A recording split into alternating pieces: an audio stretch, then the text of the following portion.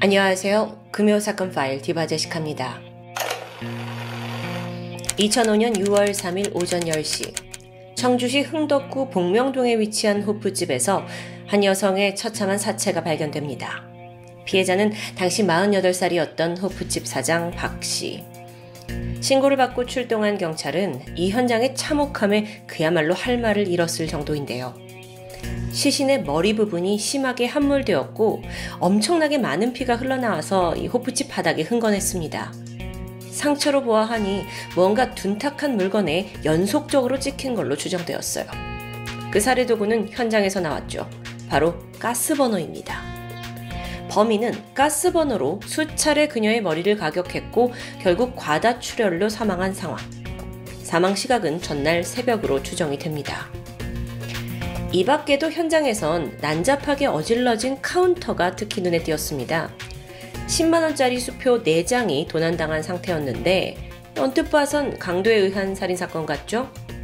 하지만 베테랑 형사들의 생각은 달랐습니다.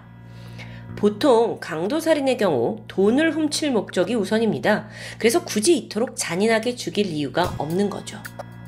보니까 수표 이외의 현금은 그대로 남아 있었는데요. 형사들은 여기서 범인이 이 모든 걸 강도살인으로 위장했다는 느낌을 받게 되죠. 그렇다면 이 범죄는 평소 원한이 있던 면식범의 짓일까요? 수사팀은 즉시 숨진 박 씨의 휴대폰을 살펴보았습니다. 가게를 운영하다 보니까 박 씨 주변에는 지인들이 많았어요.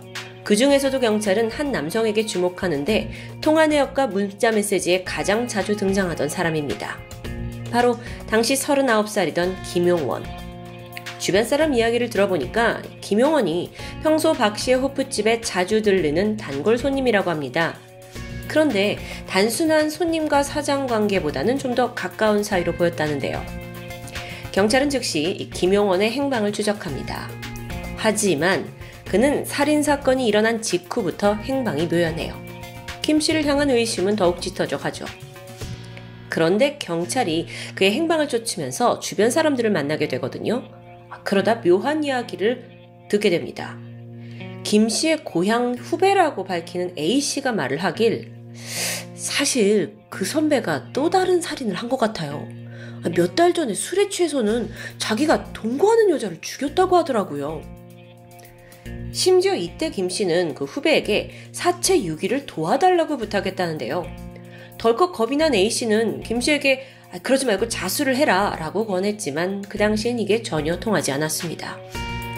그러면서 김용원이 하는 말이 얌마 내가 이게 처음인 줄 알아? 10년 전에도 다 겪었어.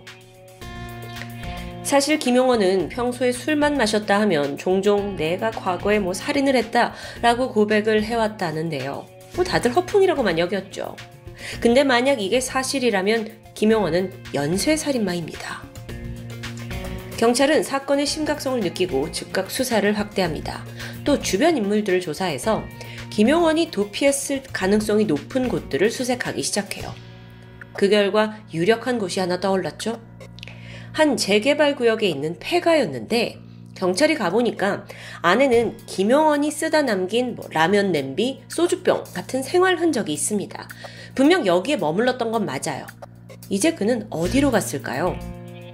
근데 도주라는 게 그렇게 쉬운 일이 아니죠. 김용원이 아무리 날고긴다 해도 도주엔 무엇보다 돈이 필요합니다. 경찰은 그가 도움을 청했을지도 모를 가까운 인물들을 파악했고 그러던 중 김용원의 외사촌이 사는 충북 청원군 내수읍에 그가 숨어있을 가능성이 높다고 판단해요. 그리고 그 수사대의 예상은 적중했습니다.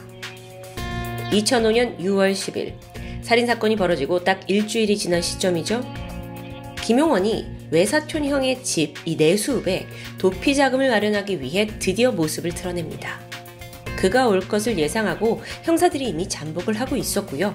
얼마 안가 김용원은 극적으로 검거되었죠. 처음에 그는 아니 왜 무고한 사람을 잡아가냐 라면서 범죄 사실을 완강히 부인합니다. 근데 실상은 제대로 된 알리바이를 전혀 대지 못하고 있어요. 경찰의 끈질긴 추궁 끝에 결국 그는 범행 일체를 자백하죠. 그리고 묻혀있던 또 다른 비밀들도 하나씩 밝혀집니다. 우선 김용원은 이 피해자 박 씨의 술집의 단골 손님이었습니다. 그러다 자연스럽게 내연관계로 발전했고요. 하지만 사실 그는 중국의 버젓이 결혼을 약속한 조선족 약혼녀가 있었는데요. 사건 당일 가게에서 이제 박 씨하고 술을 마시고 있던 김용원이 문득 중국 약혼녀에게서 걸려온 국제전화를 받으러 가게 카운터 쪽으로 이동합니다. 여기서 이제 애인과 한참 동안 통화를 이어갔죠. 그러다 박 씨가 잠시 후 카운터로 왔고 여전히 통화를 하는 그를 보면서 못마땅해 했습니다. 당연하죠. 내연 관계니까요. 그러면서 질투심에 핀잔을 하게 되는데 순간 김용원의 분노가 치밀었어요. 근데 전화를 황급히 끊고 곧장 주방으로 가서 가스버너를 들고 오더니 그걸로 박 씨 머리를 수차례 내리치고는 그렇게 살해한 거죠. 아니 이거 전개가 너무 번개같이 벌어졌는데요. 단지 핀잔 주는 게 열받아서 그랬다고요? 물론 여러분 이건 어디까지나 범인의 진술입니다. 근데 여기서 잊지 말아야 할 게 있죠? 그가 연쇄살인범일 가능성이 있다는 겁니다. 석 달 전 사체 유기를 부탁했다던 그 후배의 말을 토대로 경찰이 조사를 합니다. 그랬더니 지난 3월 김용원이 함께 살던 동거녀 43살의 여성 성씨도 살해한 게 밝혀집니다. 당시 김용원은 청주시 사창동에 있는 자신의 원룸에서 그 성씨와 동거 중이었어요. 어느 날 사소한 다툼 끝에 그녀를 목 졸라 살해했다는 걸 자백한 겁니다. 그래서 아니 살인의 동기가 뭐였냐 라고 물어보니까 성씨가 자신을 무시했고 뺨을 때리는 바람에 죽였다라는 너무도 좀 황당하고 어이없는 동기였죠. 이후에 그는 후배에게 전화를 해서 사체 유기를 제안했던 거예요. 그러면서 이제 A씨가 거절을 하니까 이걸 철저히 비밀로 해달라고 했고 이후 무려 사흘간이나 시신을 그대로 원룸에 방치합니다. 시간이 지나 사흘 후 그는 자신의 화물차를 몰고 청원군 내수읍 뒷산에다가 이 사체를 유기했습니다. 자, 그런데 여러분 경찰 조사에서 이 김씨가 더욱더 기괴한 말을 이어갑니다. 내가 그녀를 죽이고 나서 성씨에 대한 미안한 마음에 시신을 끌어안고 잤다. 또 안매장을 한 후에도 비가 오는 날이면 그 장소에 가서 눈물을 흘렸다. 이런 헛소리를 짓거리는 겁니다. 안타깝게도 성씨에게는 가족이나 지인이 별로 없어서 그녀의 실종을 신고한 사람은 아무도 없었다고 해요. 만약에 앞서 박씨 사건으로 인해 김용원이 검거되지 않았다면 동거녀 성씨 사건 역시 영원히 묻혔을 수 있겠죠. 그런데 여러분 더 충격적인 게 남아 있습니다. 김용원이 저지른 살인이 이게 끝이 아니에요. 심지어 박씨 살인사건 이후에 또 저질렀죠. 청주 호프집 살인사건 바로 이틀 뒤인 6월 5일입니다. 이번엔 충북 진천에서 한 초등학생이 실종되었다는 신고가 있었는데요. 사라진 아이는 13살 최양이었죠. 이게 무슨 연관이 있냐고요? 자, 먼저 아이가 사라졌다고 신고한 사람은 아버지 최 씨입니다. 그런데 조사를 해보니까 그 최 씨에 가까운 지인이 김용원인 겁니다. 심지어 그는 도피 중인 김용원과 접촉했을 가능성이 높은 사람이기도 했고요. 설마 하면서 경찰이 수사를 확대했고 결국 검거가 된 후에 김용원이 그 최 씨의 딸 최양 역시 내가 살해했다라는 걸 시인합니다. 아니 도주 중에 또 살해를 한 거예요. 박 씨를 살해한 후에 도망칠 장소를 물색했죠. 그러다가 평소 가깝게 지내던 그 고향 후배 최 씨 집에 방문합니다. 그때가 6월 5일 저녁 6시 반쯤이었는데 이 김용원과 최 씨가 얼큰하게 술자리에서 취하게 되죠. 그러다가 이 아버지 최 씨가 잠시 자리를 비우겠다 하면서 나간 사이 그의 딸 최양에게 돌연 아저씨가 드라이브 시켜줄까? 이러면서 아이를 자신의 차로 데려간 겁니다. 그리고 여기서 여자아이의 몸에 손을 댄 거죠.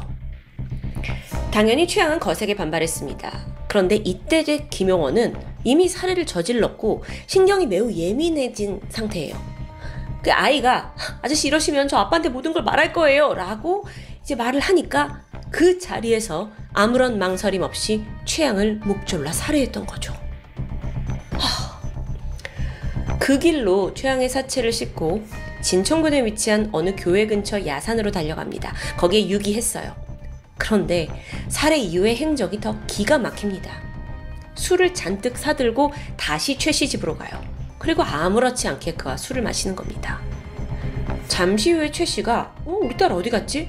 하면서 딸이 사라진 걸 눈치채자 김용원은 모른 척하면서 그렇게 같이 찾아보자고 함께 딸을 찾으러 주변 일대를 돌아다녔죠. 당시 아버지는 딸을 죽인 범인이 이 자신의 선배 눈앞에 있는 김용원이라고는 상상조차 하지 못했습니다. 살해를 저질렀고 도주를 하다가 미성년자를 범하고 또 살인? 그가 총 3명의 여성을 살해하는데 걸린 시간이요? 3개월이었습니다.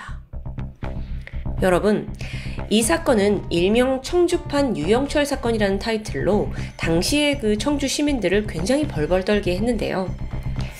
세 범행 모두 김용원이 술에 많이 취했을 때 벌어졌죠. 그러니까 그 당시의 폭력성이 얼마나 증폭됐는지 알 수 있는 부분입니다. 근데 기억하세요? 앞서 술만 마시면 내가 10년 전에도 살인을 했다라는 뉘앙스를 풍겼잖아요. 그러고 보니까 지난 1994년 4월 충북 괴산군에서 당시 27살이던 남성 지씨가 농수로에서 유기된 사체로 발견된 일이 있었습니다. 당시 수사를 담당했던 경찰은 주변인의 제보를 통해서 지씨가 실종되기 직전 한 당구장에서 누군가 말다툼을 했다는 걸 포착해요. 그 상대가 바로 김용원이었죠. 김용원은 나보다 어린 지씨가 반말을 찍찍한다라는 거에 격분했었다고 하는데요. 그리고 당시에도 김용원은 이 지씨 살인사건의 용의자 중 한 명으로 특정됐었고요. 근데 그는 꽤 교활했습니다. 점점 수사망이 자신을 향해서 좁혀오니까 일부러 특수 강간 사건을 저질러요. 그리고 교도소에 수감돼 버리는 거예요. 그러니까 김용원이 교도소에 들어가니까 경찰은 자연스럽게 그를 용의선상에서 배제할 수밖에 없었고요. 사건은 미제로 남아버렸습니다. 다시 현재로 돌아와서 김용원은 이 지씨 살인사건에 대해서는 끝까지 강력히 부인했어요. 사실상 이미 10년 이상 지난 상태라서 기소할 만한 증거도 없었고요. 하지만 주변인들 그리고 당시의 수사관들 그들이 가지고 있는 어떤 본능적인 촉은 모두 김용원이 범행을 저질렀을 거라고 확신하던 상황입니다.